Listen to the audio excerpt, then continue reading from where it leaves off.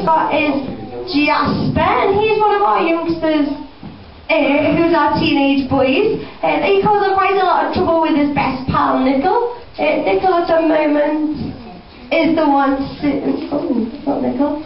Where's Nickel? Nickel, they're never far apart. So where's your playmate? Is the one sitting right at the back there beneath the column. That is Nickel. He's our teenage boy as well. They often cause the most noise and the most fun displays, shall we say, coming and banging on the glass, and very vocal in their displays, so they're quite easy to spot as well. This one down here, this is our dominant female. Her name is Katie. She's come with her sister Jill from Belfast Zoo. Jill currently isn't in the hall at the moment, but if she does make her way in, I will show you her. The woman that's just come and joins at the front then, that is Tuppence, and she's a really important chimpanzee to us. She's quite easy to spot because she's quite bald on the top of her head there.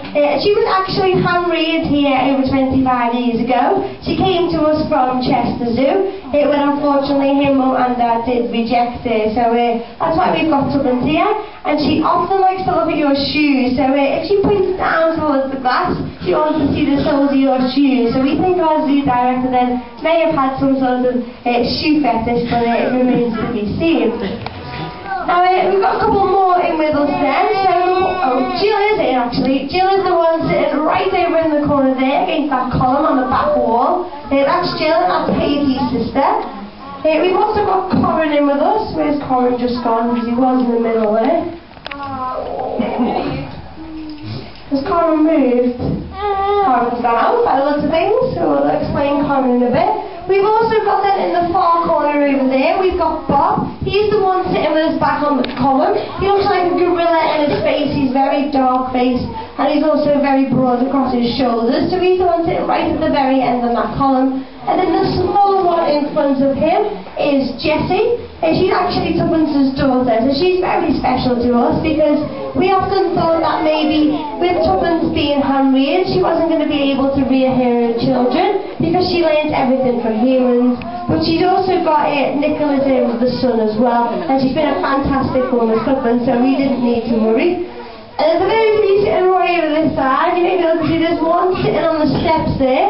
A very small chimpanzee, very old chimpanzee. Her name is Mabel. She's over 50, 60 years old as Mabel, and she's important to us because she was actually the last chimp that we have that started up this group. So she was one of the very first chimpanzees that came to the zoo in the 1960s when it first opened. So I think that's everybody else in the hall at the moment to you.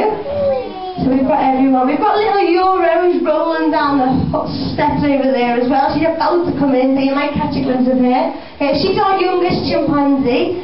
She's actually Katie's daughter, and she's by far the cheekiest chimpanzee that we do have because her mum's in charge, so she thinks that she should be in charge as well, and she often causes quite a lot of kerfuffle between the group.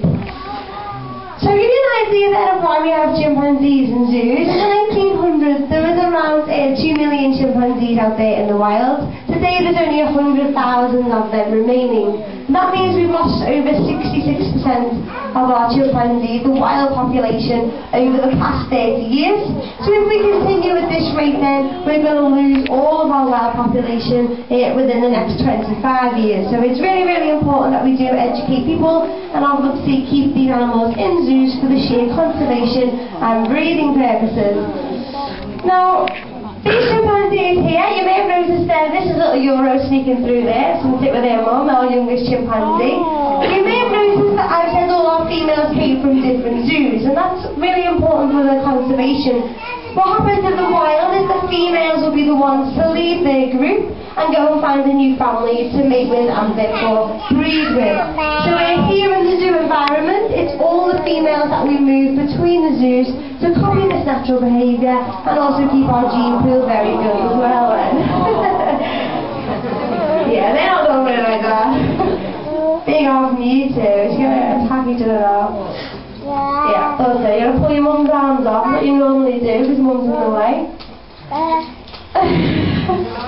Okay, so here at the zoo then we feed our chimpanzees 2 feeds a day. They get a scatter feed in the morning and also one in the afternoon as well. So we do scatter feeds because they spend over 8 hours of their day out there in the wild, hunting and foraging for food.